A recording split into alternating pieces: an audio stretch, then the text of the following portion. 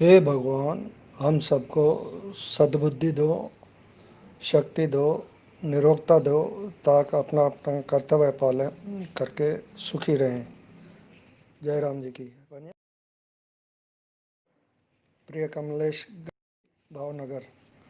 हमें यह जानकर अत्यंत प्रसन्नता हुई कि आप स्वामी लीलाशाह वाणी का ऑडियो एवं वीडियो फॉर्मेट में बनाने का प्रयास कर रहे हैं।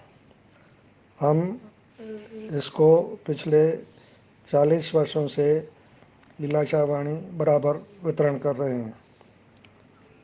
हम आशावान हैं कि आपके प्रयास स्वामी जी के भक्तजनों व प्रेमियों को भी पसंद आएंगे, वह उससे ज्ञान का लाभ प्राप्त करेंगे।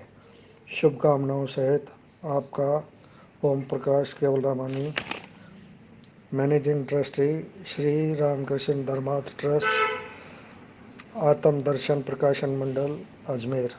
मोबाइल 9414546347।